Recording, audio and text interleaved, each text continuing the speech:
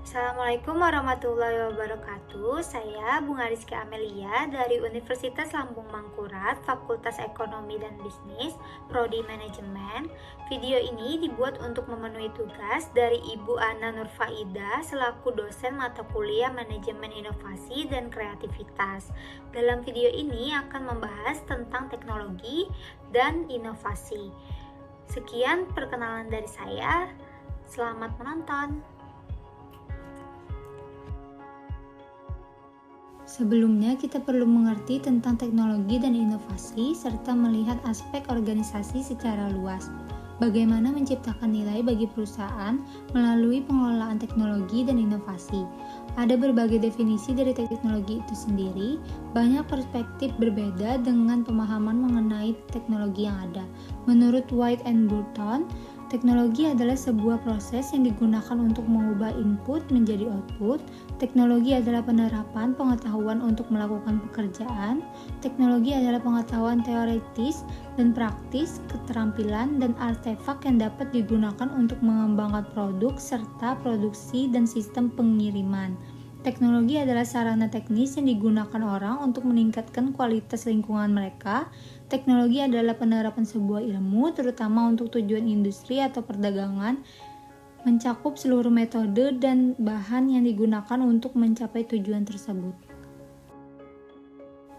Selanjutnya, tabel yang ada merupakan pandangan sistem organisasi.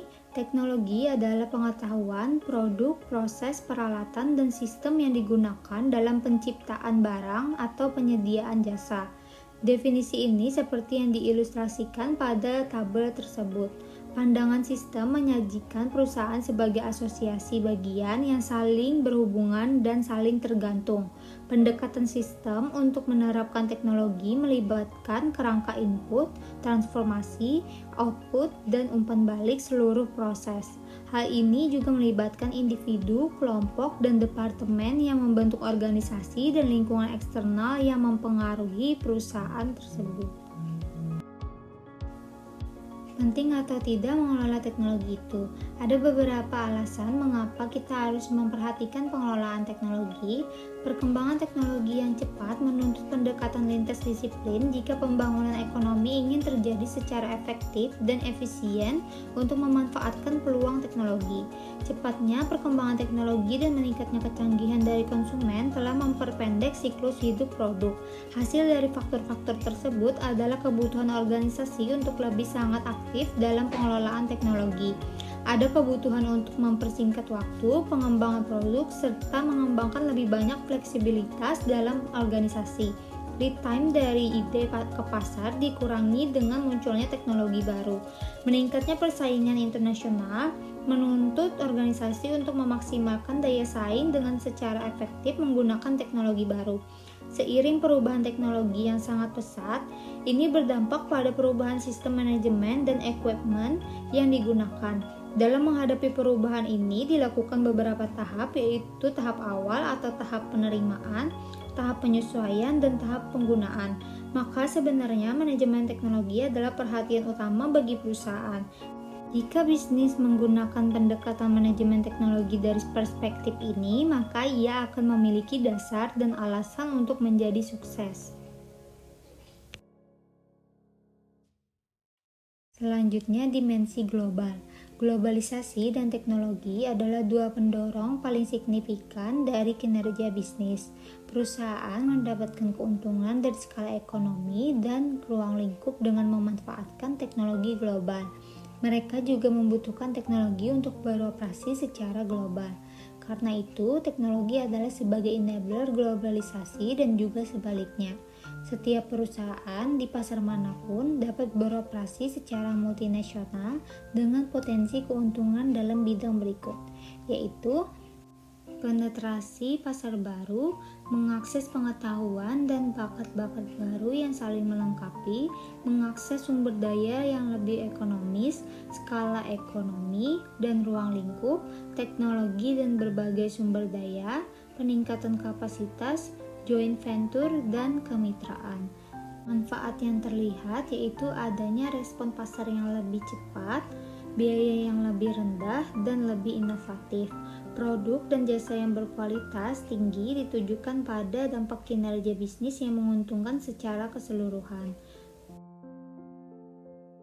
Zaman sekarang, jarak dan waktu tidak lagi menjadi masalah, dan juga zaman sekarang, komputer modern dan teknologi informasi komputer dapat menciptakan peluang yang luas bagi para manajer dan organisasi untuk memanfaatkan sumber daya mereka.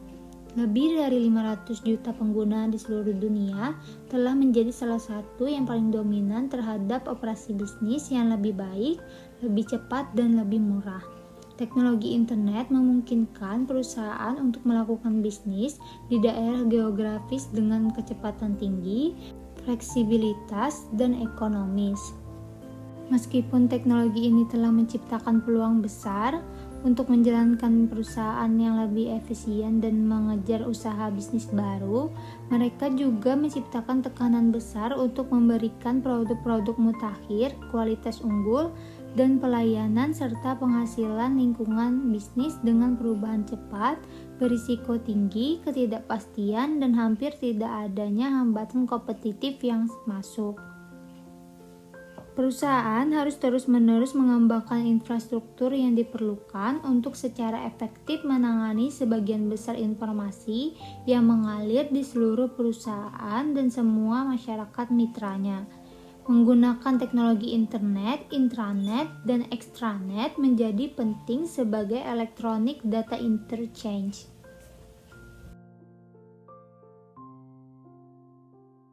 Inovasi secara menyeluruh adalah cakupan proses mengembangkan dan menerapkan penemuan.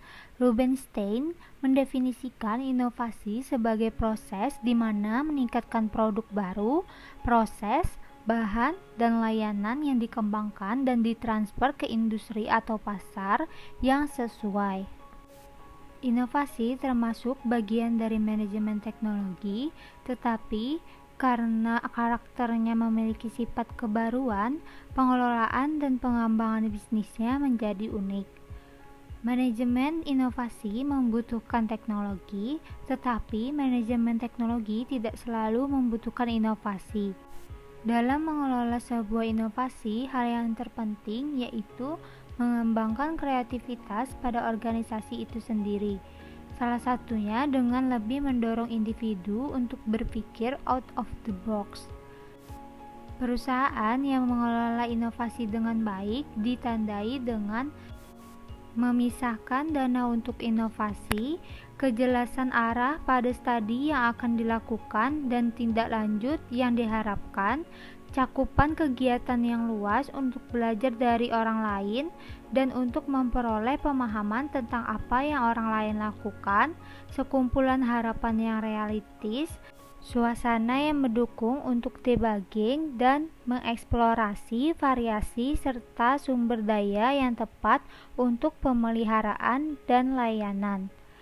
Memang ada beberapa perbedaan dalam definisi manajemen teknologi dan manajemen inovasi, tetapi dalam organisasi mereka saling berhubungan. Untuk contoh implementasi manajemen teknologi dan inovasi, pemanfaatan teknologi dan inovasi dalam bidang bisnis, salah satu contohnya yaitu e-commerce, transaksi pemasaran, penjualan, dan pembelian melalui sistem elektronik dengan media internet. Ada beberapa contoh lain dari pemanfaatan teknologi dalam bidang bisnis, yaitu ada kemitraan antara Gojek dan rumah makan, drive-thru, layanan pesan antar melalui telepon, pembayaran melalui QR Code. Sebelumnya, kita hanya bisa membayar melalui uang cash atau kartu debit, tetapi sekarang kita sudah bisa membayar dengan hanya men-scan QR Code seperti Dana, Gojek, dan lain-lain. Ini termasuk dari perkembangan teknologi dan inovasi, dan dengan perkembangan ini, kita bisa memesan sesuatu melalui internet dan bayar juga bisa dengan melalui internet. Ini sangat memudahkan konsumen untuk bisa melihat spesifikasi dari suatu produk atau jasa tanpa harus mendatangi langsung toko-toko yang menjual produk atau jasa tersebut dan melakukan pemesanan yang cepat. Aplikasi e-commerce tidak hanya digunakan dalam bidang bisnis, tetapi juga bisa digunakan secara luas, misalnya di dunia perbankan, lowongan pekerjaan, dan jasa transportasi. Sekian penjelasan dari saya. Mohon maaf apabila masih ada kekurangan dan kesalahan dalam video ini, dan terima kasih telah menonton video ini.